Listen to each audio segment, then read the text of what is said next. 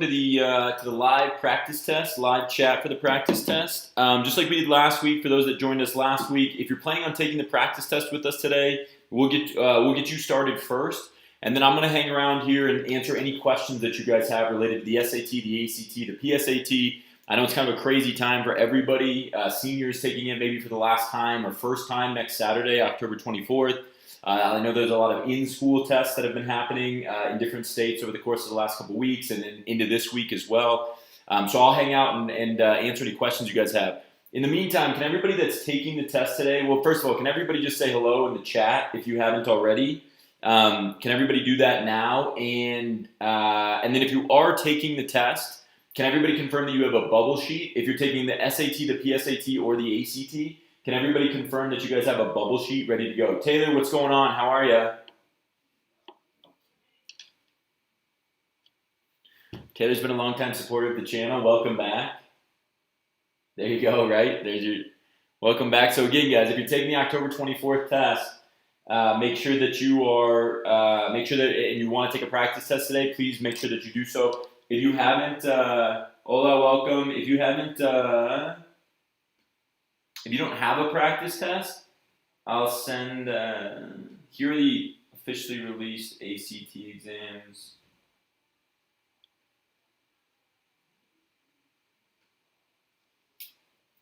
ACT.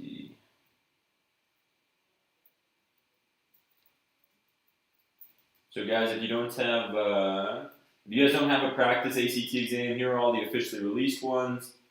And then I'll do the SAT and PSAT exams as well. Taylor, yeah, we'll get just started here. Taylor's the school, is it an in-school test on Tuesday? I know a lot of you guys are getting ready for those in-school tests.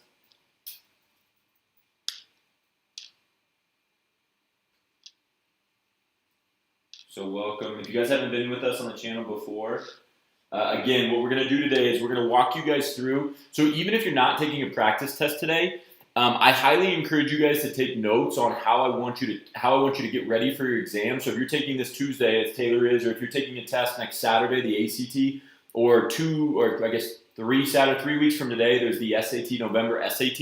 If you guys are taking any of these tests, what I'm going to walk you guys through this morning is that I'm going to show you how I would like you to get ready the morning of the exam. Okay, so like the right before you're about ready to go in to take the test, there are things that are very, very helpful. This is, if you guys can believe it, I can't believe it. I certainly can't believe that 10, 11 years ago when I was your age doing this, taking these tests for real, that I would be doing this for a living, but here we are. And over the last 7 or 8 years since I've been doing this professionally, one of the things that we've seen, or we've seen so many students, I should say, or I have, that we try to communicate everything that we see in the score reports, everything that might be helpful for you guys, that gets you an additional point, right? Even 1 point in a lot of cases, like I know the state of Florida, for example, and the state of Texas have certain score requirements that if you get that score, you can get a big scholarship. Right, or it's an automatic exception into the school. I think that Texas and Texas A&M now, which are difficult to get into, great schools. I think that both of those now get you a certain score will just automatically get you into those schools. And so that's why these tests, for better or for worse, for the seniors and the juniors and even the sophomores, these tests aren't going away. Yes, they might make them test optional, but in a lot of cases, even the places that make these tests test optional still have those scholarship opportunities. It's the weirdest thing where you're making a test optional, but you also are saying that there are scholarship opportunities in that same state that are specifically designed for these tests. It's bizarre. It's kind of a bizarre time. Just so again, knowing that all we're trying to focus on today is to control what we can control. Okay, so if you're taking the test on Tuesday like Taylor is, or if you're taking an in-school test this week, or if you're taking next Saturday's ACT exam, what you want to be most focused on is controlling what you can control. Okay, again, if you haven't said hello in the chat yet and you are taking the test today, please let us know that you are here and that you're ready to go. Just say hello or give us a thumbs up. For everybody that is not taking a test, but you want to ask questions here in a second, as soon as we get the test takers ready to go, but then by all means, just hang out for a second. If you guys have any general questions related to any of these exams before we start the students off on the practice test, then please make sure that you ask those. Yeah, got it. Yeah, Taylor, that's perfect. Yeah, I think that's the case The Colorado in-school test was this past week, Taylor. So I think, I think that it sounds like everybody's doing that. Yeah, where you get the in-school test this October if you're a senior because you would have missed it last spring or even last fall. No, I guess last spring, right? Because fall you guys would have been fine. But yeah, so that's great. I'm super glad that they're offering this because, like I said, for better or for worse, this test is still this test is still very important. And it just is what it is for the senior, juniors, and sophomores. After that, if you're a freshman now and you're watching this, who knows where we're going to go with these exams? But at least for now, the sophomore, junior, and senior classes these are still going to factor in prominently. Even if it's test optional, again, there's going to be scholarship opportunities that are specifically related to this test, and it's just important. Okay, so again, if you guys are ready for the practice test, welcome. And then if you're not taking the practice test today, no worries. We are going to get those guys started that are taking it, and then we're going to offer just questions. You guys can ask any general questions that you might have going into these exams this coming week. All right, guys, so a couple things. The most important thing that you guys can remember going into this, and these are the types of thoughts that I want you to have. So if anybody's watched our hype videos, right? Taylor, I know you've watched them before. If you haven't checked out our hype videos, we're going to do one next Friday, and it just gets you pumped up for the test. And one of the things that we do in the hype videos that I want to do as well today is to talk about how important these scales are.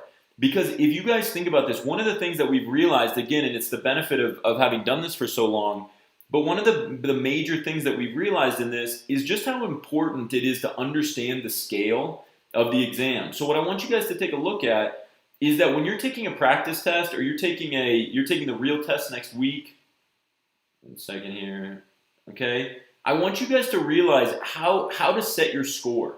Okay, with the best possible outcome not being your goal score.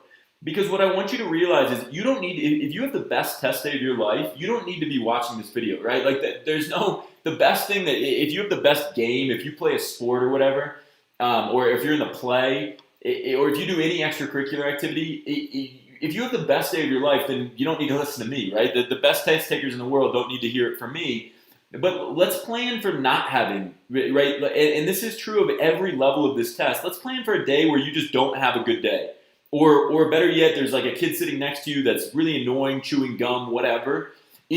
Half of this test is the ability to battle through those adversities, right? Where maybe you don't have the best math section, but rather than letting that one section, which is only a quarter of the test, rather than letting that get you down, you have to excel on the reading and science section. So you have this mentality of like, I'm not going to get my goal score. I'm not getting into this school. Well, who knows? You don't know that. We've had students get into schools that were 3 points lower on the SAT or on the ACT and 100 points lower on the SAT than the middle 50%. But it's called the middle 50% for a reason. There's 25% lower than that score range, and we've had students get into those schools. You have no idea. So your only goal on test day is to control what you can control. If you have a bad math section, you had the bad math section. That's in the past. You can't do anything about it.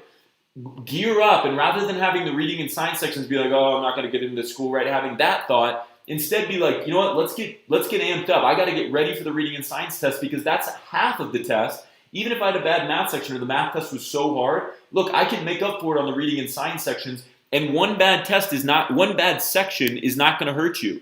Okay, so if you look at this ACT report here in front of me, okay, so this is the actual scale for the A11 test. For anybody that has the new ACT Red Book, the 2021 book. This is test number 1 now in the book, which is great. We also have videos out on this specific test, real-time videos where we take the exam in real time. Yeah, hey, guys, and we also did we have a CBT video, a computer-based testing video. I just saw that comment for the ACT. The test for the SAT is very similar, but I can try to make a computer-based testing video and how that works for anybody that's outside of the U.S. that's taking that for the SAT. But in the meantime, guys, so yeah, absolutely, we can do that. In the meantime, guys, what I want you to take a look at is this idea that every question counts. And the same thing is true of the SAT. In fact, the SAT is actually probably easier to understand because one question on the SAT, you can think about this, one question is equal to 10 points on the SAT. So it's actually even easier to think about it with the SAT.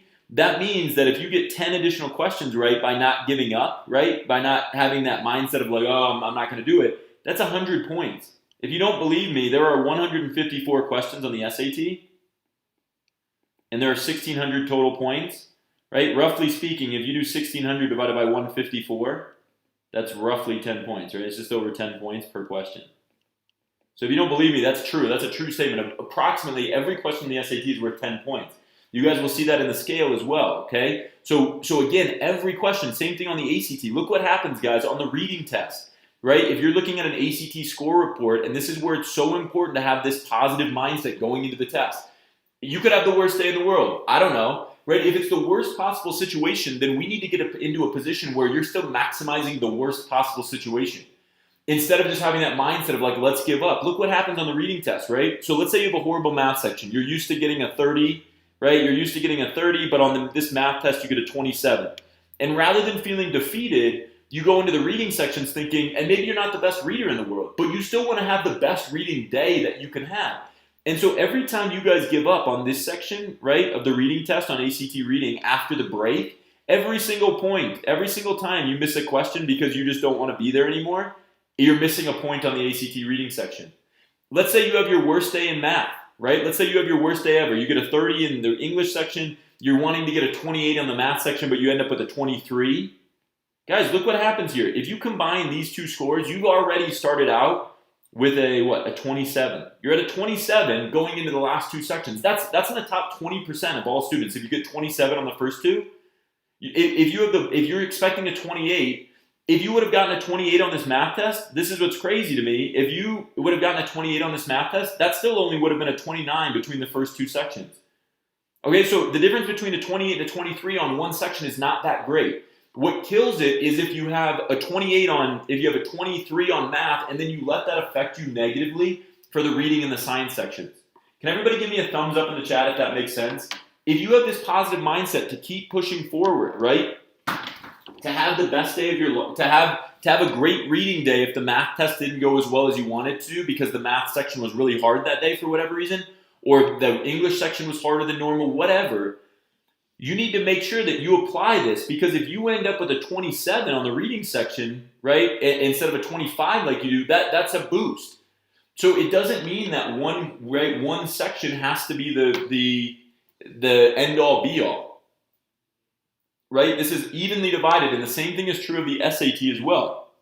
The SAT is worth 10 points. Every question is worth 10 points. So if at a point you get to a section where you're like, I didn't do very well on that, then you need to have it in your mind that you gotta make up for that lost ground. So you gotta keep pushing forward. Be like, you know what, I didn't have a great day today on the math or on the math section for ACT or reading for the SAT. But hey, those are the two hardest sections anyway on these tests. Let me gear up and get ready to go for these next tests.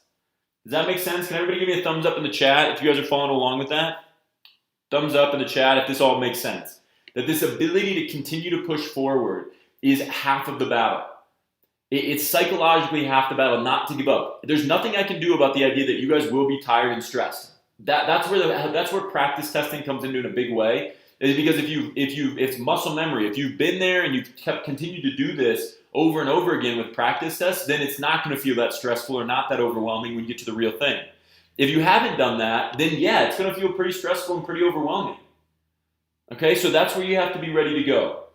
Okay, the final thing that I want you guys to do, or what I want you to do, I should say, is that hopefully that all makes sense. It looks like it does. But so the one thing that I want you guys to do before we get started with these practice exams, okay, I want everybody to do a quick warm up.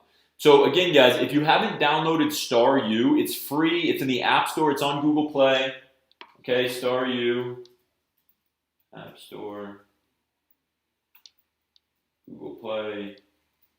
Okay, I highly encourage you to download it now if you're taking the test today especially, and do a couple warm-up problems, okay? It's also available on your computer at www.staru.co. It's free, okay? So you can do practice problems, and this is what it looks like in the background, right? You create a student account, it takes 2 minutes. If anybody has used it before, if anybody's used StarU before and you've had a positive experience, if you want to talk about that in the chat, that'd be great. If not, that's fine as well. Okay, but when you look at these practice lessons, if you click ACT, SAT practice lessons on the home page, on the front screen, right when you get in Just say you're going to self-study. Then you click ACT English. ACT English. And then you do, before the test starts, just like you would do in anything else in your life, right? You come through and you do a few pronouns questions, right? Maybe you read about the pronouns section so that the moment that you start the test is not the first moment that you've seen the ACT English problems before. Instead, you've done a whole bunch of practice problems leading up to that, maybe 10 or 15 problems. I don't even care if you get those right. It just avoids, it helps you avoid simple mistakes. Does that all make sense?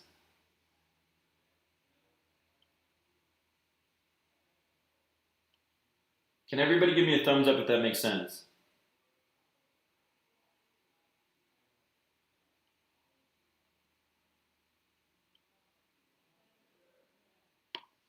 Thumbs up if that makes sense, guys. Again, if you're just joining us, all we're doing right now is we're doing a few practice problems. I'm going to give you guys about 5 minutes for those that are taking the practice test. If you haven't checked out Star U and you're not taking the test today, that's fine. I highly encourage you to do it. Again, it's free, App Store, Google Play, and then you click or that link I just posted. Okay, if you guys are just 5 to 10 minutes of practice problems beforehand. Okay, and can everybody give me a thumbs up, especially if you're taking this right now? If you're taking the test, can everybody give me a thumbs up in the chat if you guys have Star U open and you're doing a few practice problems? Okay, so that's for everybody that's taking the test. If you have not taken, or if you're not taking the test, but you also haven't downloaded Star U, I encourage you to do it. And in the meantime, guys, over the next 5 to 10 minutes while everybody's warming up that's taking the test today, for everybody that's taking the test today, I want you guys to be doing these warm-up problems in Star U. If for everybody that's not taking it but has a general question about the SAT or the ACT, feel free to ask those now for the next 5 or 10 minutes while these guys get warmed up. Okay, you guys can do a grammar quiz, right?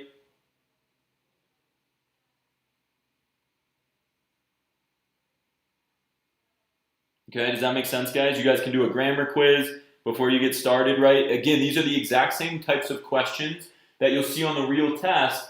And so, and they're all written, right? They come right from our tutorial. And if you're doing these in line, right? Like you're sitting in line at the test center, and rather than getting all amped up and kind of freaked out about what you're about to do, like talking to your friends and psyching each other out, being like, oh, I'm going to do so poorly on this, right? There's no way that I'll do well. Instead of doing that, be doing practice problems. That'll take your mind away from any uncertainty or insecurity you have about the exam, right? And the stress levels that go with it. Instead, you're just doing some practice questions, getting ready to go. And that's a huge, huge advantage for all of you guys. So I'll give you guys another 3 or 4 minutes here for those that are taking the test. Again, if you guys have any questions, general questions about the exam,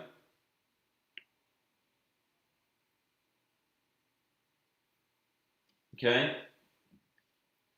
If there's any general questions while these guys are getting warmed up, please don't hesitate to ask.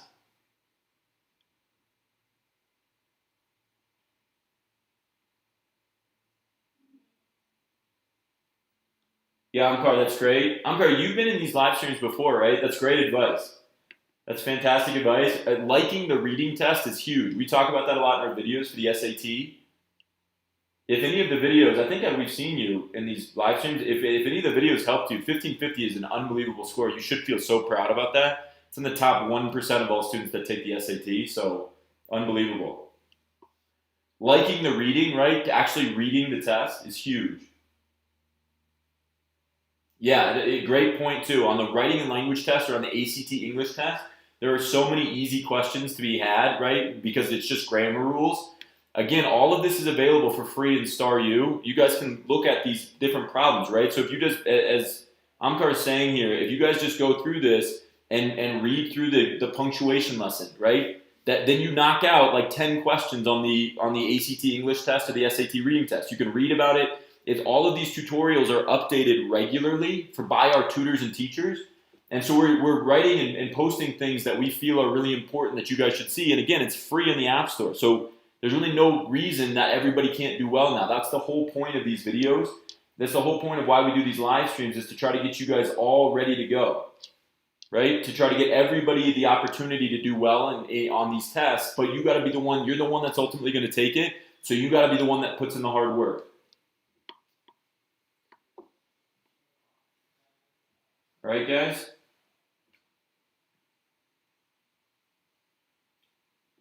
All right, guys. So for those that are taking the test today, for those that are taking the practice test, let's get ready to go. Let's get started. So if you're taking the ACT exam, the full ACT, again, what I want you to remember is that every question is worth something, right? So don't give up. Focus when you start the ACT English test, because that's the one we're going to start with here.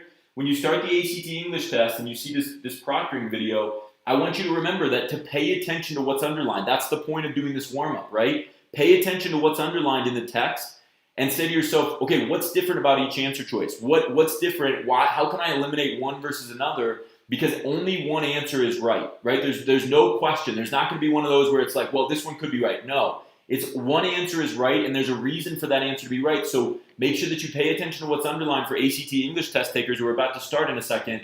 Okay, and then when you get to those main idea organization questions, make sure that you take the time to go back and reread. Hopefully, as Amkar just said, if you guys have taken the time to memorize the grammar rules, then rereading those main idea questions should be totally fine because you'll have so much time that you've banked because you've memorized those grammar rules.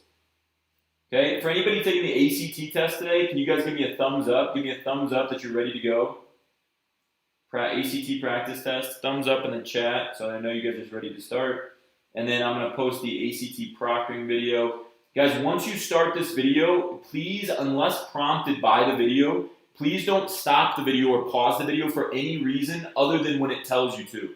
This will simulate the real proctoring as closely as possible. So ACT practice, proctoring practice video.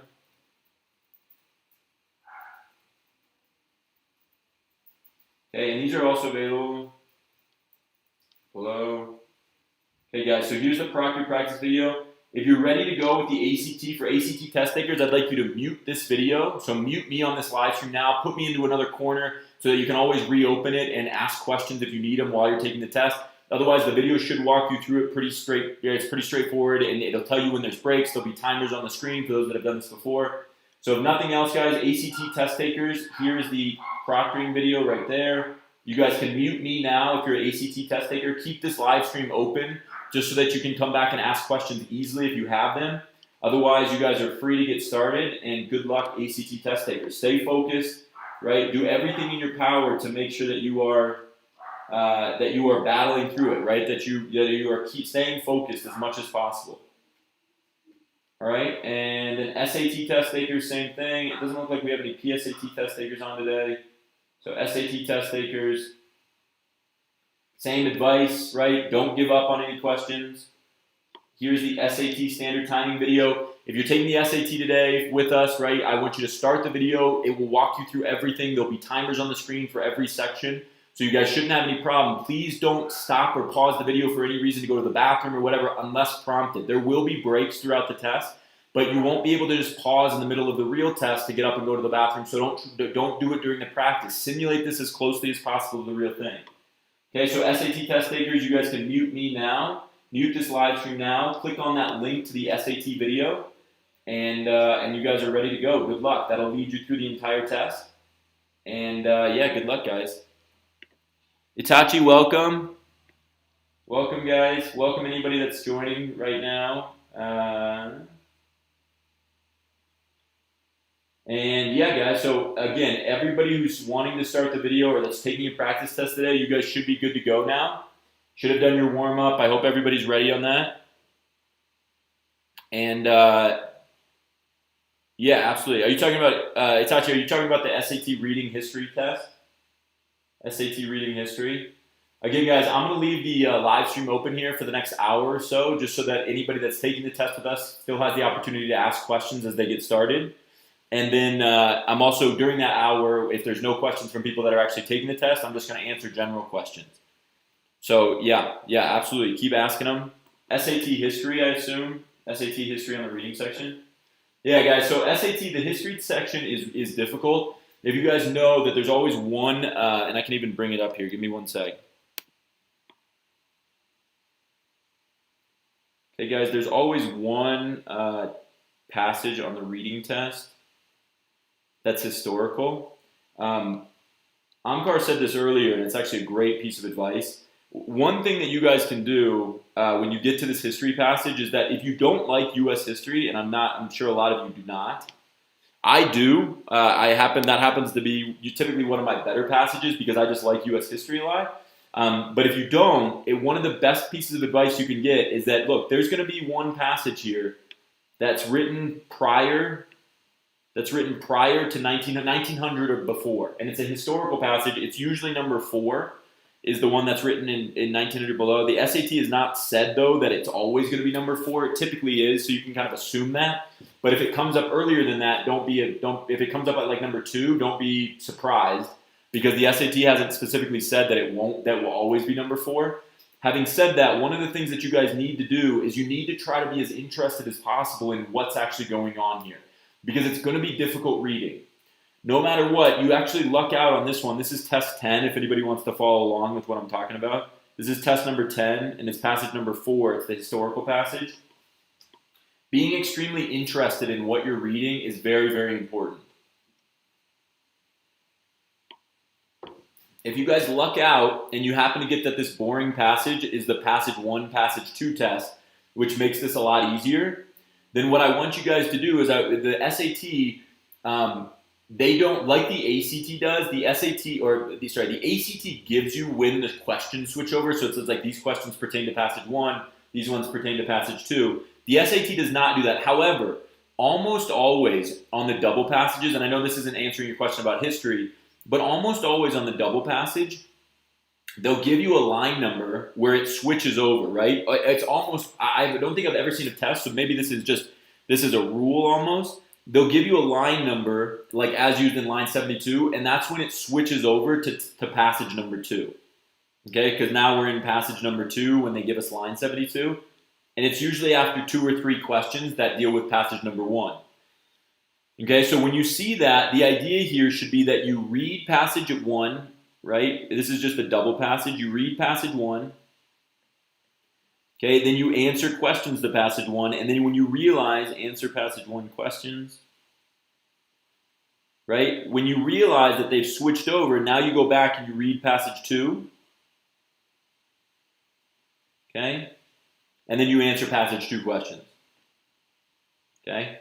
If anybody's following along on that note, does that make sense? And then to answer the historical passage, guys, anytime, it's not necessarily, great question, it's not necessarily important to solve passages in order. In fact, if you guys have taken enough practice tests, typically you'll be able to go back and analyze your results and figure out which passage type, right? Like if the historical passage is your worst passage, then there's absolutely no reason to do that one until the very end. If you notice that you're getting 9 out of 10 or 10 out of 11 on the other 4 passages, especially on the science passages, which tend to be easier, I think, and then you get 7 out of 10 on the historical passage, then by all means do that one last. Just skip it. Whenever you see in the description, it's never going to be the science passage. It's almost always going to be either passage 1, 2, or 4, and 95% of the time it's number 4. But when you look in the description, if you see that this passage was written before 1900, then you know that that's going to be the difficult historical passage. Just skip it when you're going through the test. Just skip it, and if you get time to do it at the end, great. If you don't, you're sacrificing your worst passage, so who really cares, right? You'd rather sacrifice that one and run out of time on that one than you would on the other 4, which you're typically better at. One of the other things that can really, really help, and this doesn't just apply to the history passage, but it applies to every passage that you struggle with. One of the things that can be really helpful is I always encourage my students and our students in the classroom to write down main idea and tone. You don't have to do this for every single passage, especially if you're good at the other ones. But I'm not kidding you. Even though you're maybe wasting a little bit of time, as soon as you're done reading, write down 1 to 2 sentences about the main idea of that passage. It's particularly important because anything written before 1900 is going to be difficult to write. It's going to be difficult English, right? It's not going to be the same that we would speak today. And so 1 to 2 sentences on the main idea. What's this passage talking about? What's the general theme? And then 1 to 2 words on the tone. 1 to 2 tone words, right? How would you describe this? Is it positive? Is it negative? How would you describe this to somebody else if you were to read this? And then right after you're done reading, write down these 2 things. I know that you're saying, you're probably thinking to yourself, oh, I'm sacrificing time, though, to write this down. I'm not asking you to do this on every passage, but if you find yourself struggling on one passage in particular, I highly encourage you to do this during the actual test while the timer is running, because while you're sacrificing time on that note, you're also gaining a significant amount of confidence with the test, with that section of the test. And because you're just going to be like, oh yeah, this is what this is about. And that process of writing something down, this is actually proven. This is like writing down notes. Handwritten notes are always better typically than typed notes. That's a proven thing. Okay, so because the process of writing something down actually like sears it into your brain a little bit more, and that will give you a huge advantage when you get to the questions. If you get really good at this, then if you guys have seen some of our videos, if you're a big reader, you end up getting to the point where you don't have to write it down, it's just there. But every time I finish a passage when I'm reading these, any passage on ACT or SAT or ACT, I always think in my head, okay, what did I just read? What was that actually talking about? And then again, if you guys have seen any of our past videos, I feel pretty confident then that I get to the answer choices, that I can trust my reading. I remember it's only 90 lines of text, right? I'm like, okay, I can probably remember something from this if I really think and focus while I'm reading. And then if I write this main idea in tone, or at least think about it when I'm done with the passage, it's amazing how easy the questions become.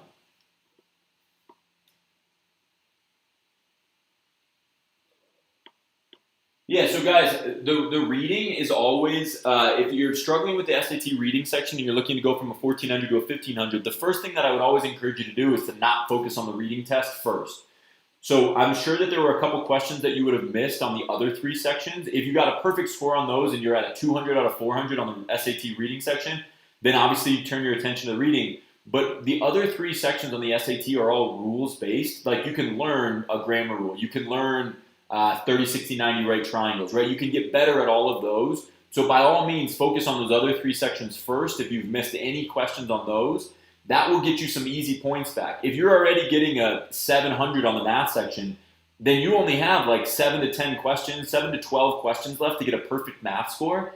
Focus on those 7 to 12 questions, and that will come a lot easier than focusing on the reading section, which is a lot more volatile. It's a lot more strategy based on the reading section. So get those easy points done first on the other three sections and then turn your attention to reading. Guys, I can't stress it enough. One of the things we also encourage students to do in all of our programs, our classes, all of the videos, is to take an untimed reading test. Reading is the hardest section on the SAT, and it's not even close. The other three sections are relatively straightforward, relatively easy. But the reading section is really hard. It's hard passages. It's a lot denser. The passages are a lot higher level than they are in the ACT reading section. You get a lot more time to do it, but that doesn't mean that the evidence-based aspect of the SAT reading section is any easier. It's almost like taking a mini AP English test, right? So the AP English test is written by, if you're taking AP English literature, that's written by the College Board, is written by AP, right, writes that test as well. And so the SAT is just like it's just like a slightly less difficult version of that, but it's hard. So I would highly encourage you guys to take untimed reading tests. And then I know it's always said, and it's kind of annoying because it doesn't give you guys a lot of sense as to how to continue to improve with reading, but reading more.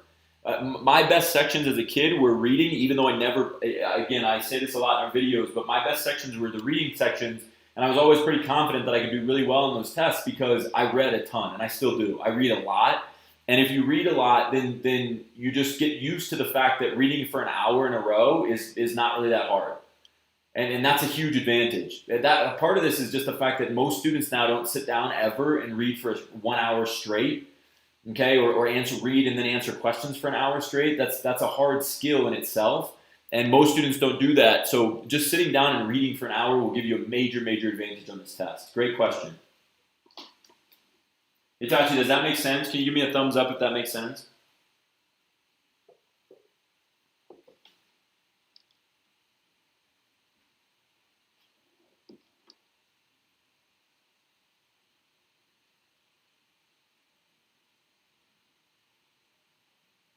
Yeah, it's practice, right? It's a great question.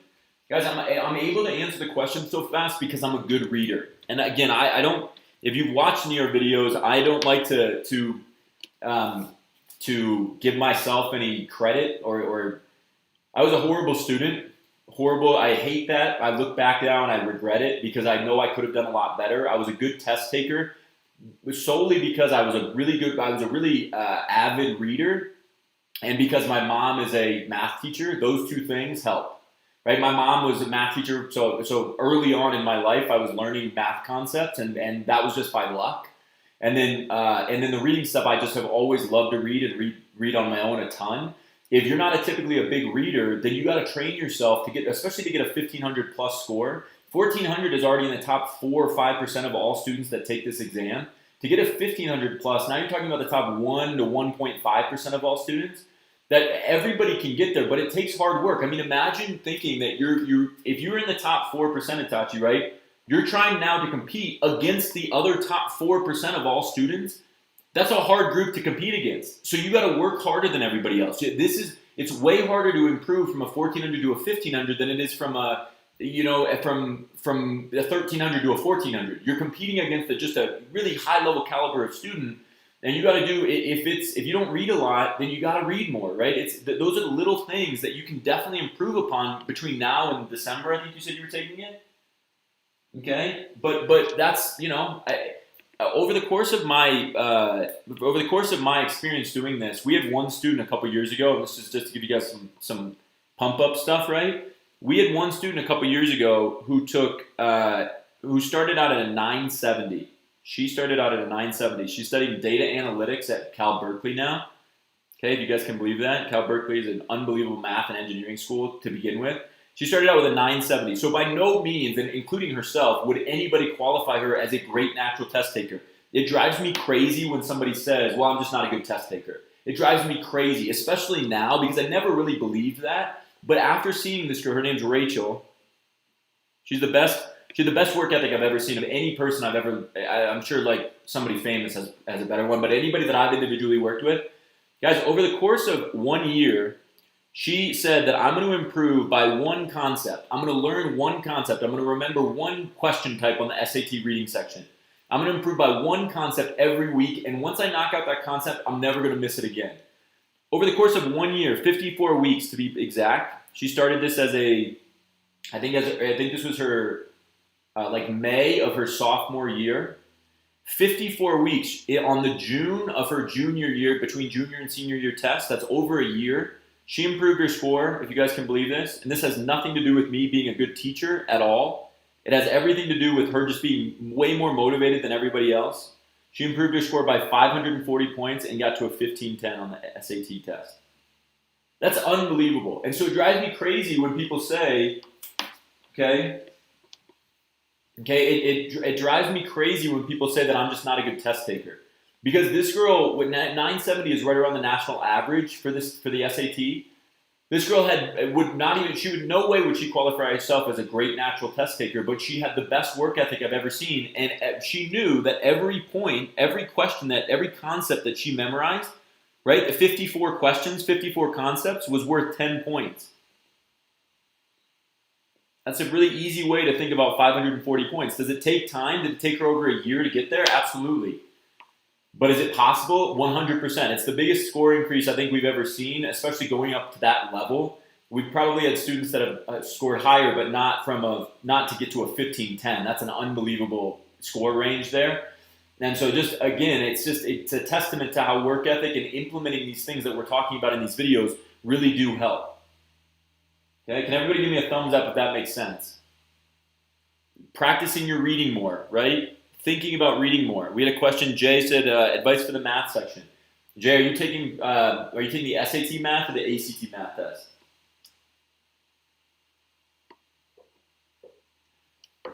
Speaking of which, I gotta do another SAT real-time math video.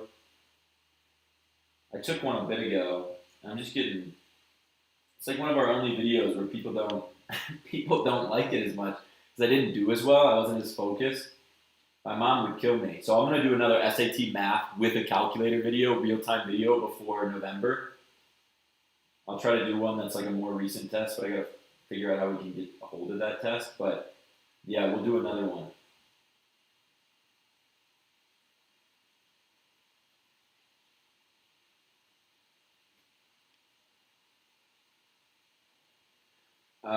Yeah, guys. So SAT essay, don't worry about the SAT essay as much. The SAT and the ACT essays are largely going obsolete. They're not even going to be looked at really anymore. Is everything that we've heard from colleges. So again, you still want to get a good score if you're taking it, but it's actually make sure that you get to a 1500 way before you concentrate on the essay at all. because colleges just like the University of California school system was the last one to still require the essays, like the last big schools, Cal Berkeley, UCLA. So those are the last ones to really require it, and they are not. And they just said that it's going to be test optional forever. So don't focus on the essays, on the ACT or the SAT, until you've already routinely reached your goal score for the regular 4 sections. That's a great question, though. We get asked about the essay a lot. And I just try to be as honest as possible on that note, just because I just don't think it's nearly as important as getting the goal score. Like even on the scholarship opportunities, they don't even consider the essay. So scholarship stuff, like I think it's Florida that has the University of Florida school system has a program where if you score like a 32, I think you get a full ride scholarship. It's crazy on the ACT or whatever the equivalent is on the SAT, but it's not including the essay. So that's why. And it's not to say that it's not important, but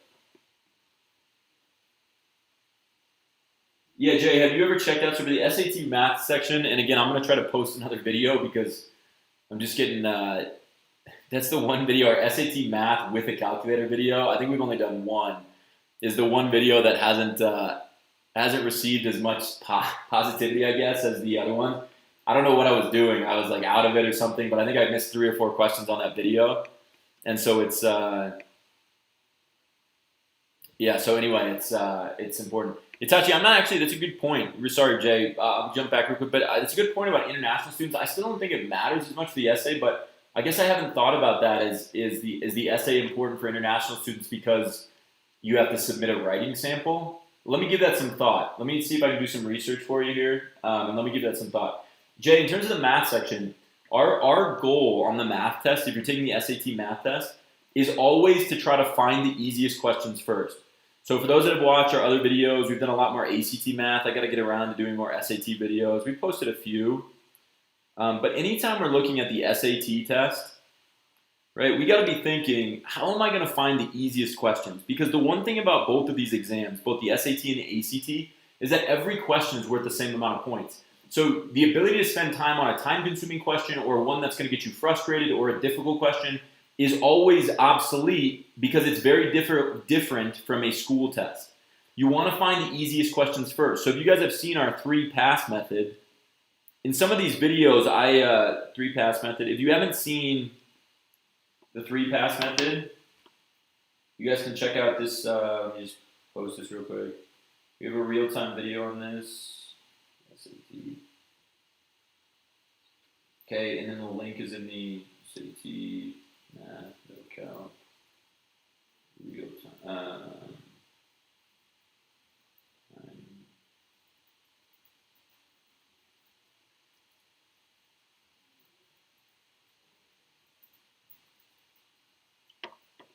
Okay, so if you guys want to check out that video, it talks about the 3-pass method, but ultimately what we're trying to do is we're trying to get you guys to not focus on questions that could get you frustrated. We get a lot of comments in the comment section. We're like, why am I going to jump around? That's not good, whatever. That's just not true. To be honest, I've done this for a long time, and again, that doesn't mean that I'm smarter than any of you because I'm not.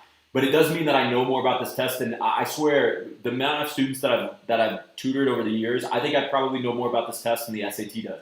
Because even the College Board doesn't put out strategies, right? They just put out like explanations on each question, but that doesn't really help anybody. That doesn't make you a better test taker. The reason that I was really good at these tests as a kid, and the only reason was because I was so lazy as a student that when I came across a question that was difficult, I just didn't do it because I was lazy. Again, that doesn't help you in any aspect in life, except for a test like this, because it kept my stress levels at I was just always so relaxed. Okay, and again, that's not a good thing, but on a test like this, when you know that to get a 1500 or to get a 700 or 750 on the math section of the SAT, I can still miss like 6 or 7 questions out of 58. I want you guys to remember that if I missed 6 questions, right, if I go -6, there are 58 total questions between the 2 math sections of the SAT.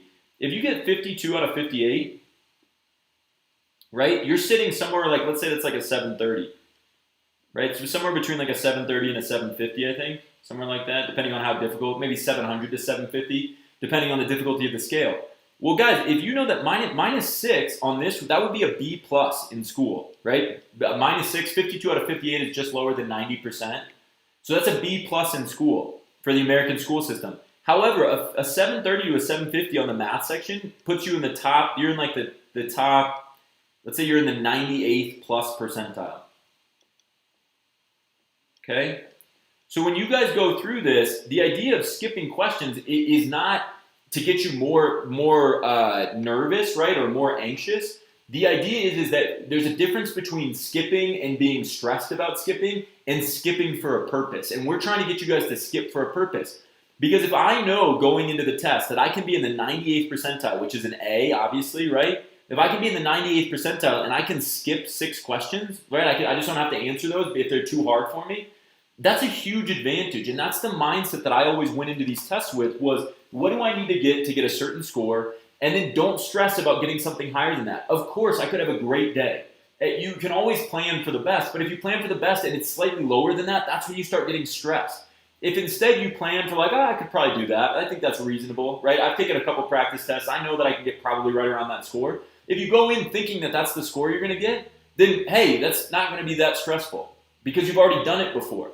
So -6, then when we go through these questions, if I see time-consuming questions, like number 1 is such a good question to start with because it's so straightforward. It's so easy, guys. This is test 10 again, by the way.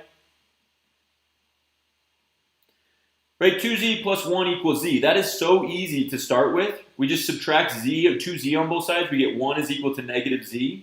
Write everything out as you go, so z is just equal to -1. That's so easy to start with. Right, hopefully we don't make a simple mistake there. And we didn't, I don't think, right? But that's such an easy one. Versus number 2. Don't do number 2 or number 3 next. Look how long those are. I'm not saying that those are necessarily going to be difficult questions for you, but those are long, time-consuming questions. The chances that number 1 gets you to a point where you're frustrated is almost 0%. The chances that 2 and 3 get you to be frustrated with the question is much, much higher. There are easier questions than 2 or 3, right? I don't think this one gives us a figure, which is always usually a pretty good sign, but I'm not going to do number 4. That one looks time-consuming. Look at number 5, guys. Look how easy this one is. The square root of 9x squared, we can just write this as 9 times the square root of x squared, right? You can rewrite that. That's equal to 9x squared. The square root of 9 is 3 times the square root of x squared is x. I mean, if you know how to do that problem, the chances that that one gets you nervous or anxious or stressed is almost 0. Okay, look at this one, right? Number 6, what is the value that satisfies the equation above? Well, anytime we have a question like this, we can always just plug in a number. We can plug in any of these numbers, or we can just say x squared minus 1, right, over x minus 1 is equal to -2. There's so little to throw us off here. It's one of those, does everybody see this? Can everybody give me a thumbs up in the chat for those that are taking the SAT math or ACT math? It doesn't mean that you know how to do this problem necessarily, but if it's so easy to determine, do I know this or don't I? Versus a question like number 4, I have to read through that entire description to figure out if I know how to do this question. On number 6, I look at it for 2 seconds and I'm like, okay, I know how to do that, right? I'm just going to factor out x plus 1 times x minus 1, right? Over x minus 1 is equal to -2. Those would cancel. I get x plus 1 is equal to -2. And I get x then is equal to -3. Okay, so at the very least, I know it's going to be equal to -3, so I can eliminate those. And then if I plug in -1, let's see if that even works, right? So -1 is the only question we have here. So I'm going to say -1 quantity squared minus 1 over -1 minus 1, right? Does that make sense? We get 1 minus 1 over -2 is not equal to -2. So I know that it can't be -1, so the answer is just -3. Okay, so again, when we're looking at these questions, there's a huge difference. One of the things that students that comment that they're like, well, don't skip, that's going to throw you off. The thing that they don't understand, or they're not even wanting to understand because it's pretty clearly explained in that video, what they're not understanding is it's not skipping just to skip. It's skipping with a purpose, right? You're skipping because, hey, I either know number 6 or I don't. I either know number 5 or I don't, but I know that it's really going to be difficult to throw me off with the wording of the question, right? Number 7, super easy. There's just not very much information. If you know that f of 0 is they're just asking here when x is 0, what's y, right? They're just asking for the y-intercept. Right there, boom. We know it's got to be at 4. The answer is D. that question takes, despite that being number 7 and number 2 supposedly being easier than number 7, right? That's the whole, it's supposed to be an order of difficulty. Number 7 took me less than 5 seconds to answer because it was so easy to read through. And I know that f of 0 is just asking what's y, what is the value of y when x is equal to 0. That takes 2 seconds. Okay, all of these questions, look, either you know the angles question or you don't, right? If this is 90 degrees, then this whole thing is 90 degrees. So we know that 5x, right, all of these added to up together are going to be equal to 90 degrees. 5x equals 90, so x is equal to 18. If x is equal to 18, be really careful because most students want to select A. We're looking for 3x though, right? 18 times 3 is equal to 54. So again, even if your mental math isn't where you want it to be, that still isn't going to be that hard of a problem to determine if you know how to do it. Okay, and that is just such an important skill because when every question, same thing with this one, right? Number 8, you get a figure. I know that this should cross when we should have 0, negative 4, and we should have negative 4, 0. So I can either plug those in, or I can just solve for the equation, right? It looks like we go up 1 over 1. It's a negative slope, so we just get y equals negative x minus 4, right? That's the equation of that line based on the graph. It looks like we're in x, right? We're in a mode where it's x and y are on the same side, so just add the x back over. X plus y equals negative 4. Answer C. Okay, but again, the only reason we're going through these guys and the reason that I wanted to show you this on the math section is at this point, I have had 0 frustration or 0 stress. If you can get to a point where you're doing that on the math test, that's a great point to be in, particularly on the SAT, because on the SAT, these math sections are at the end of the test. So at this point, you'll already have read for 65 minutes. You'll have answered way too many grammar questions, right? Saturday morning, that stinks.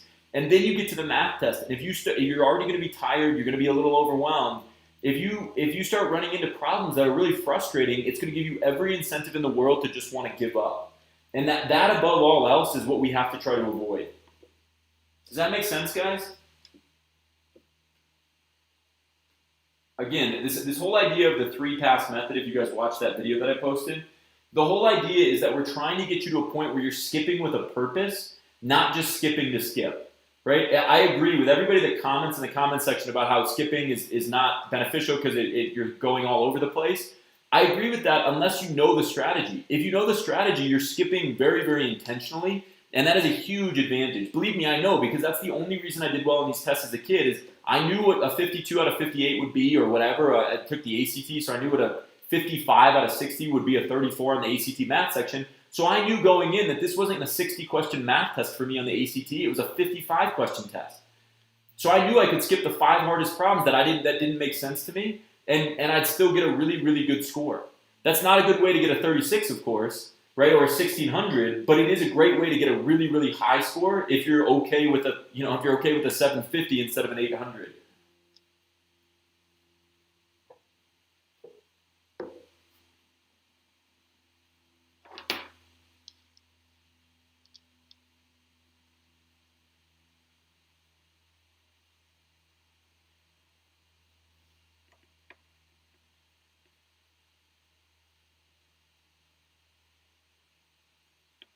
And again, guys, anytime you guys have questions, just let me know. I'm just going to hang out here.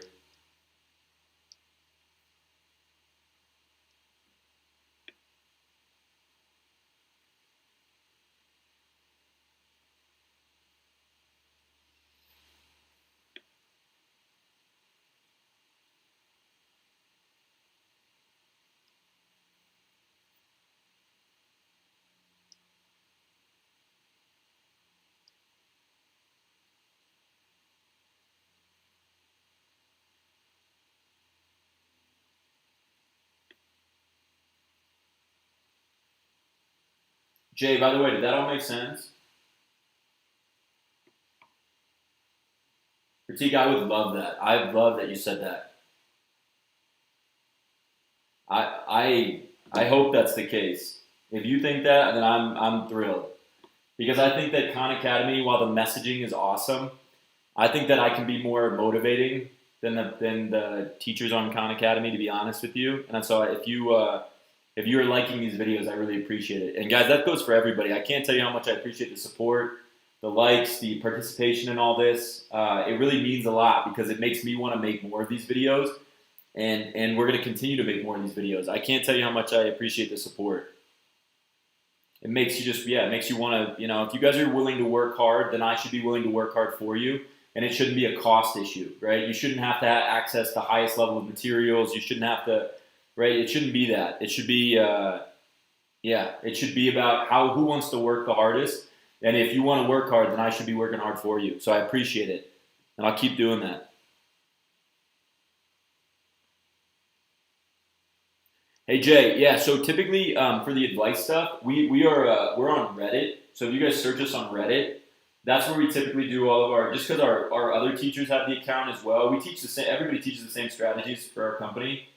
But if you guys want to check us out on Reddit and you want to message us, that's typically where we'll just so that if I miss something, you guys can get pretty regular responses. So Star Tutors Reddit. If you guys want to check that out, and yeah, we're happy to give you guys any advice. And if you comment in the comment section below the YouTube videos, that's been a good way for us to give advice as well.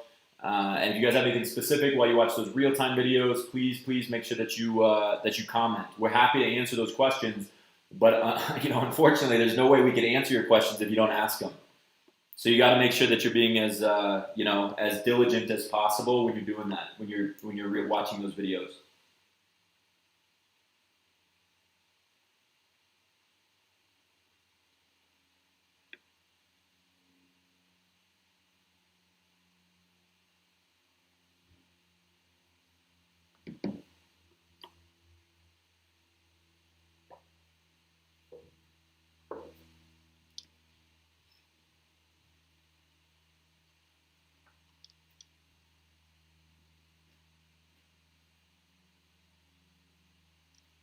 Guys, one other thing too, I'm just going to post this. I know it doesn't really help if you're taking the SAT, but if you're taking the ACT, I just want you guys to know that we do have a computer-based test. Again, the format obviously is very different, and the scoring is different on the ACT than the SAT. But having said that, we do have an ACT video, and I should have made an SAT video as well, but we do have an ACT video on computer-based testing. So if you guys are ever interested, remember that the computer-based testing for the ACT and the SAT, while the tests are different, the strategies and what it looks like are still the same. So if you guys ever have any questions on computer-based testing, we'll make a SAT-specific one, but if you guys are looking for, that's probably going to be here in the next 2 weeks or so that we would make that video. So if you guys have any questions before that, that video for the SAT is pretty good.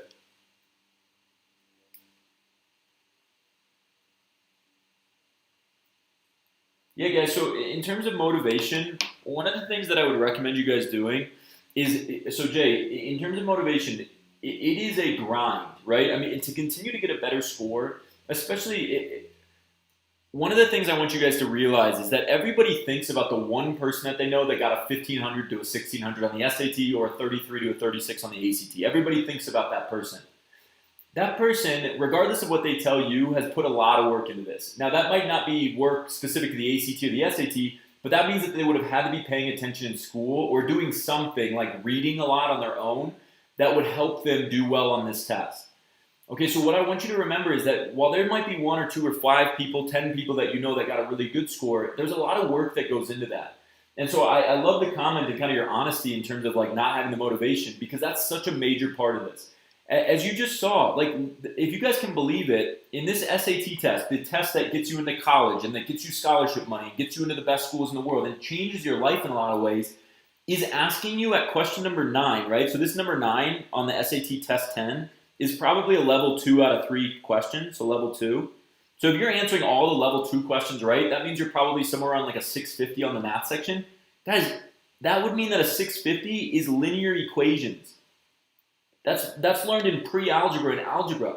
Now, does that mean that all of you know, that all of you remember linear equations off the top of your head? Maybe not. But it also means that that concept is wildly easy. It just is. This is not a question. There's no question. And I know that because someone in the education system said that you can learn linear equations when you're like 7th or 8th grade.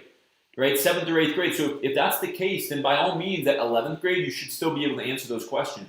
Does that mean you have to review and be able to remember to identify a linear, right, a line in a graph? Maybe, but that doesn't mean that it's hard. It's so much more about motivation, right? And you even said that. Okay, so if you've forgotten a lot of this stuff, that's where the motivation comes in. We release, so guys, all of our tutors, let me grab this, all of our tutors and teachers, we used to sell this book, right? This is our book. We update and edit this all the time, all of our tutors and teachers. Okay, one of the smartest people I know is our primary author. He's got a mechanical and electrical engineering PhD. Okay, he's a professional author as it is. He is the primary author, and then all of our tutors and teachers write this book. And the reason that I bring this up to you is because we put this book on Star U, right? Remember I was talking to you guys about that before? That whole book, this whole content is on Star U. And we've given you guys, if you guys look in the video description below this, we've given you guys access to all of our advanced score reports. So if you guys type in your answers from test number 10 into the advanced score report, it will tell you the exact question type you're missing, right? And then all you have to do is based on the questions that you're missing. This is all free, guys. We want to make this, for those that want to work hard and put in the time and the effort, we want to make this available to everybody. So if you log on, if you find yourself, okay, I just missed this question, right? And you're doing SAT, this whole book, right? Let's say you missed the linear equations question, right? Or systems of equations, right? And you type that in and you find that you missed that. Let's say we go to graphs of functions, right? And that's all available. This whole book, this exact stuff is available here. And then if you say, click this, right? You guys can see my iPad's not working very well right now, right? But you guys can see this question. The function f is shown above is defined as f of x. That looks just like a question that you'd see on the real SAT test because we've taken problems from real past SATs and just changed them so that we're not copying them exactly, but we've changed them to make sure that you guys can get better. So if you find yourself and you plug in your answers, it takes time, it takes effort to plug in your answers, it takes time to analyze these score reports, but if you look in the video description where it says SAT Advanced Score Reports, all of this is available for free. The app is available for free, and so at that point it becomes like that student Rachel that I told you guys about a few minutes ago. That whoever wants to put in the most effort will be the one that's going to get the best score. It's not rocket science from that standpoint. I told you guys that I was a really lazy student. I had a couple of advantages that I lucked out on, right? I was a big reader. By sheer chance, being a big reader is actually really important for every aspect of your life, so I encourage you guys to all convince yourself to be better readers. But that is a huge advantage on a test like the SAT or the ACT. And then the fact that my mom was a math teacher, so I didn't have to worry about the motivation to learn this stuff. She was plenty of motivation, believe me. She would grind it into my head so that it was like, okay, I know how to do a linear equation. I know how to recognize that at all times. That does not knowing how to do a linear equation does not make me Albert Einstein. I'm not smarter than a number of you, I'm sure. But I did the things just by coincidence that helped me do well on these tests. And I wasn't stressed about it. And I didn't think that I had to get a 1600 in order to be a good person. Right? I just wanted to go in and maximize my score on that given day. And if you guys can do that, if you can focus on maximizing your score wherever you are, not thinking like, well, I'm at 1150 right now, so maybe I'll get a 1300 on the next test. Probably not. That's 15 more questions right. If you go in thinking, okay, I got 1150, and now for the next 2 weeks, I'm gonna memorize so many concepts. I'm gonna do everything in my power to get 15 more questions right. And then in 2 weeks, you go into the test and you're like, I'm gonna try to get a 1300 today. Then yeah, that makes sense. That's logical. That's the hard work that I'm talking about. You guys got to put that in, and if you don't, it's like I've seen enough students at this point that I know that if you're willing to put in the hard work, you will do well. And we're trying to give you every resource available to make that happen, but it's then on you. Who's the one that has to take the test? You are, right? You got to take the test. So if that's the case, then you got to be the one that wants it more. I can't want it for you. Somebody else can't want it for you. You got to figure out the way to motivate yourself to memorize some of these concepts. And again, if you look in the video descriptions of all of our videos, we provide you with all of these free advanced score reports on the website. We provide you with all of the released SAT and ACT exams. There are resources available, but you got to put in the time and the effort to get it done. Does that make sense, guys? Can everybody give me a thumbs up if that makes sense? Thumbs up, guys, if that makes sense.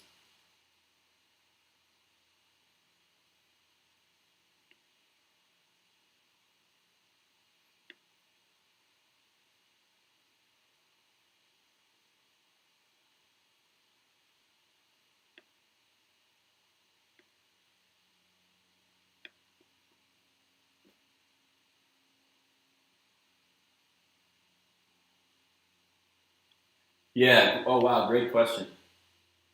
That's a great question. Pratik, is this, let me go back. Great question. Very advanced question, actually. Not to give you too many props there, right? I still want you to work hard. I don't want you to think, but that's a great question. There is absolutely a way. So, guys, let me show you this, okay? So, I'm going to just, let me pull up an SAT bubble sheet real quick.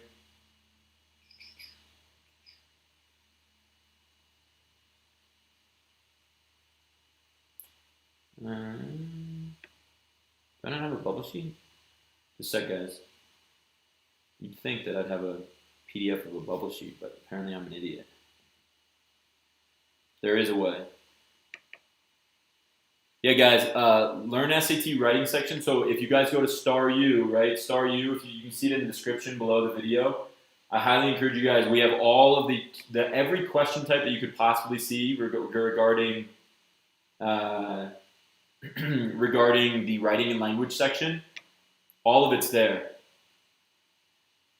Okay, so great question about guessing. So I'm just going to use, let me use the math calculator section.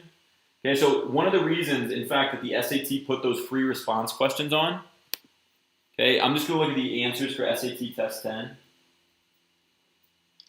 Okay, one of the reasons that the SAT put those free response answers on for the math section is so that you didn't have the ability to guess, right? You don't have the advantage of guessing on those questions. But let me show you guys this. Okay, so let's say you spend time, and this also is something to consider from your own strategy perspective. It's something to consider because if we know we can't guess, right, on those free response questions, then it might be beneficial. It might be beneficial to do those questions, right? To spend a little bit more time on it, because we're not going to have the advantage of guessing at the end. So here we have this SAT bubble sheet.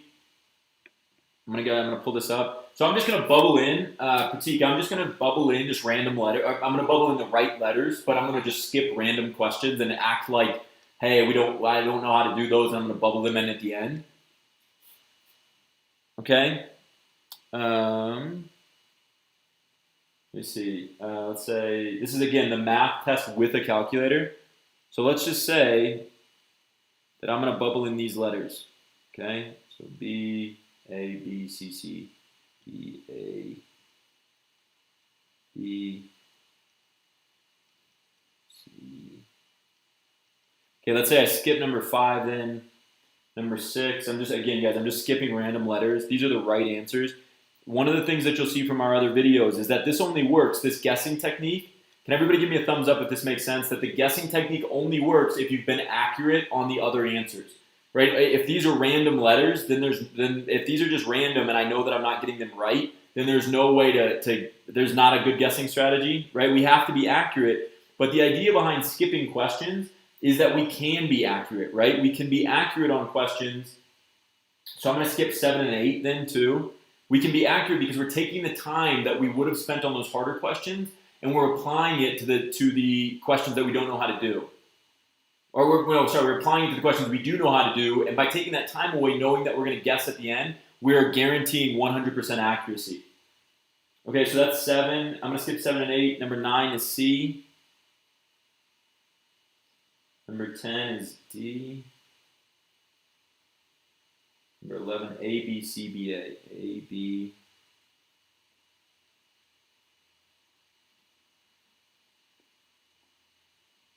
C, B, A. Oops, that was not right. I'm an idiot. What was that? Dang it, I was looking at, sorry guys. I was looking at the no calc section. Again, just for the record, guys, I do see the answers here. Well, okay, so then 13 was, no, shoot, sorry. 9, 7, 9, C, B, A, C, C. C, D, C, D, A, C, C, 13. Okay, 14.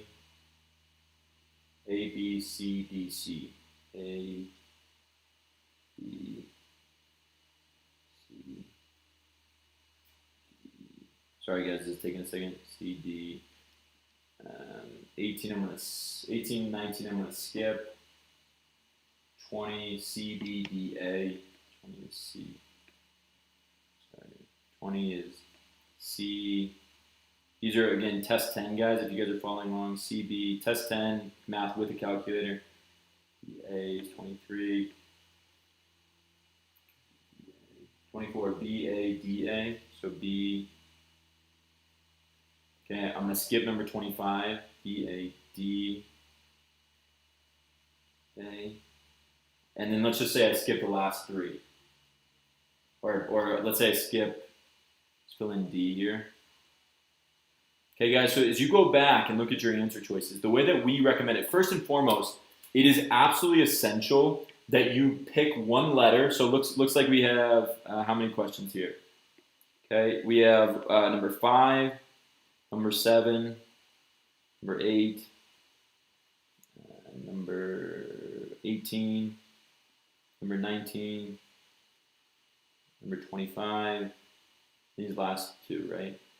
So guys, it's absolutely essential, one, that you're accurate. So we have 1, 2, 3, 4, 5, 6, 7, 8. So right now we would be sitting at 22 out of 28, sorry, 22 out of 30 if we were 100% accurate, which is still already in itself a great score. Okay, so 22 out of 30. But if we've maintained 100% accuracy, we know that we're going to get some questions right when we come back and guess, right? We know that we're going to get some questions right. But it is so important to guess the exact same letter all the way down. Okay? You have to guess the same letter all the way down. Because if you don't, the chances of you getting a bunch of questions wrong is infinitely higher than getting a bunch of questions right. For example, on every one of these, you have a 3 out of 4 chance of getting the question wrong.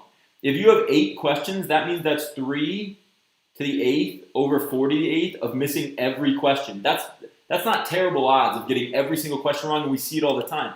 On the flip side, if you're just randomly guessing, filling out different letters each time, you have a 1 to the 8th over 48th chance of getting every one of those questions right. So you have 1 over 48 of getting all 8 of those questions right. That is wildly impossible. You will never do that. I can almost guarantee that statistically you will almost never, ever be able to do that. So the thing that we have to overcome, again, this is a psychological aspect, the thing that we have to overcome is to say to ourselves, we have to get rid of that notion of gambling, right? We can't be like, but I could get them all right. We have to say, you know what, I'm not going to get them all right. You're just not. And that's not me saying that. It's statistically a guarantee that 1 over 4 to the 8th power is such a wildly high number to get all those questions right that it's not going to happen.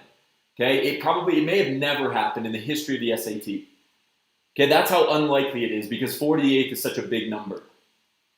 Having said that, if you've guessed the same letter down all the way, you are statistically guaranteeing that you do get some questions right. The trick is that you also know you're going to get more questions wrong than you're going to get right. Let's say on those last 8 problems, we get 3 questions right. Well, that's equivalent to 30 points. That's better than nothing, right? But we also know that on those last 8, if we get 3 of them right, we're gonna miss 5 of them. And that's the psychological aspect that we have to overcome. So if you guys look back, okay, if you look back at my bubble sheet here, does anybody see a column that might be a good column to guess? And the guessing column should be based on which answer choices you've used the least. So least used answer choice. Okay, when you have a bubble sheet, it should be relatively straightforward. You have to make sure, though, that you're going through all of these, right? It can't just be on one column. It has to look at all the columns and see if you can find a least used answer choice to this point, or 2 least used. Sometimes you might have 2, and in that case, that's great. You can pick either of those 2, and it should work.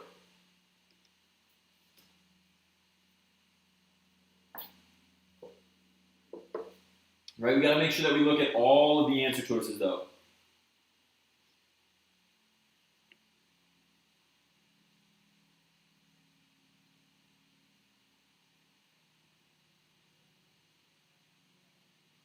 Anybody have a guess?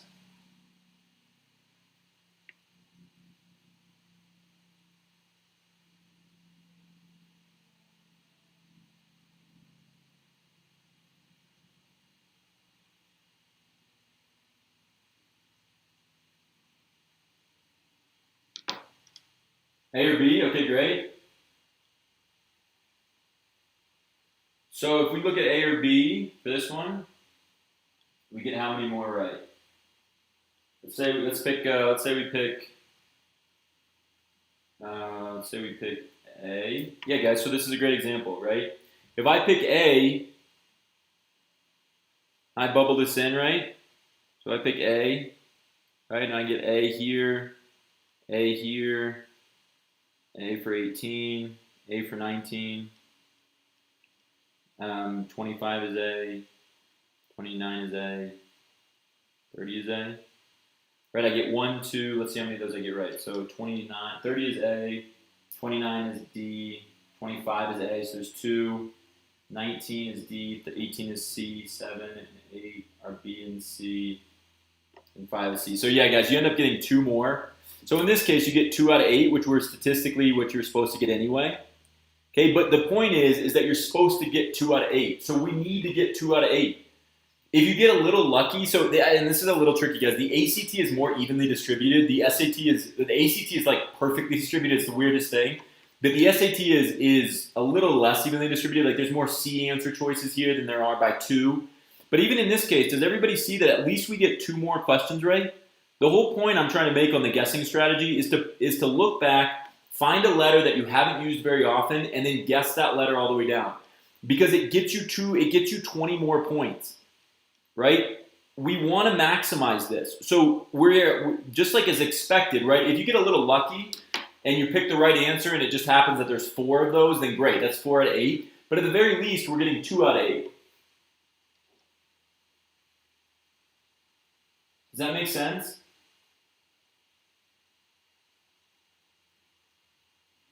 And again, so that's the guessing strategy. It didn't work as well as I was hoping. I was hoping to get a little lucky so that it would be 3 out of 8, so it would be higher than expected. But at the very least, we're gaining 20 points by selecting the same letter. That was a very long-winded way by bubbling all that in, of showing you guys that. But I did want to. It makes sense, I think, if you look at a bubble sheet and you say to yourself, look, I could get all of these right if I guess, but it's a lot higher likelihood that I get less than 2 right by picking random letters, because I have a really high likelihood of getting them all wrong. Exactly. Pratik, that's exactly right. 2 is better than guessing and getting them all wrong. And again, 3 to the 8th power, there is a very much higher likelihood of getting 100% of those guessing questions wrong, of like a ridiculously higher number of getting 100% wrong than getting 100% right. So we have to push aside that psychology, right, of trying to think like, oh, I could guess all of them right. We have to push that aside, not be gamblers, and just earn that extra 20 points. Because again, by doing that, you're being a great test taker. You're maximizing your score. You're gaining an additional 20 points. You're gaining an additional 2 questions because you didn't think that you could beat the test. You thought to yourself, let me maximize my test on this day. I didn't know how to do 8 questions. So when I finish this test, I'm going to plug it into the score report and I'm going to learn how to do those 8. But in the moment, right now, I didn't know how to do those, but I'm still going to try to maximize my score. And 24 out of 30 is still a phenomenally high score. Does that make sense? That's very well said. I should probably let you teach this, because 2 is better than guessing randomly and getting 0 correct. I probably could have just made that statement and all of this last 10 minutes would have gone away. But that's the exact right idea, is that 2 is better than guessing 0 right, just because we want to be gamblers. We don't want to do that. We want to maximize our score on any given day.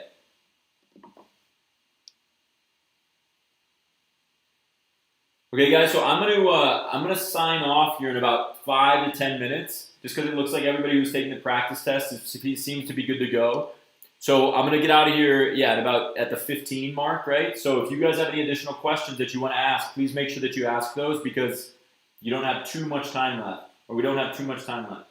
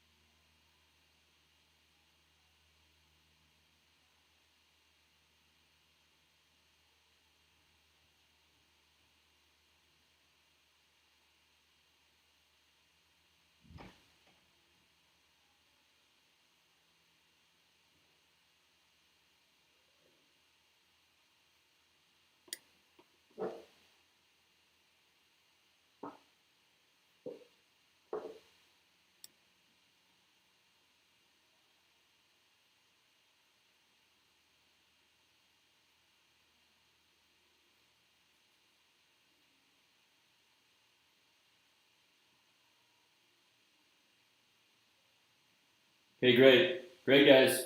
So yeah, let's we'll end it there then. Pratik, thanks for all your great questions and thanks for the support. It's always nice to hear great comments, and so I really appreciate that. Guys, that goes for everybody too. I really appreciate you guys. I know all of our tutors and teachers do as well. Appreciate you guys continuing to work hard, continuing to put in the best effort that you can. I promise we'll continue to provide you materials, more videos, and we're going to do it so that everybody has access to this stuff, because it's really, really important that if you guys want to work hard, we're gonna work hard with you. But again, it's one of those things that you have to put in the time. Ultimately, you're the one that has to take the test, so you got to be the one that takes responsibility to get better. And if you do that, I promise you that we'll continue to do these live streams. We'll continue to do everything that we need to make sure that you guys are in the best position possible to take these exams. But again, I really appreciate the support. If you guys can help us spread the word, we want to do more videos like this. Believe me, we have plenty more to talk about and more content that we could go over. So if we can start doing these full time, if we have enough subscribers, if we have enough views, then that's what we're going to do, and that's only going to be more helpful to everybody else and helpful for anybody that takes these tests in the future. So please help us spread the word. Again, thank you so much for your continued support on it all. And we'll see you guys for the next live stream. We're going to do a ACT hype stuff and get ready to go for the ACT test next Saturday. That'll be coming up this week, so look out for those. And then we'll be doing an SAT video ready for the November and December tests as well coming up. So make sure that you guys are getting ready. Make sure that you're preparing. If you guys have any questions or comments, make sure that you comment below these videos or any video that you watch of ours so that our teachers can respond. Same thing on Reddit. If you guys want to access us or email or chat with us on Reddit, we'll be there as well. Our teachers and tutors will be. But otherwise, guys, keep it up. Have a great rest of your weekend. I hope you guys, stay healthy, stay safe, and we'll see you guys next time for the next live stream. All right, guys, have a good one. Thank you very much for all of the great questions, too.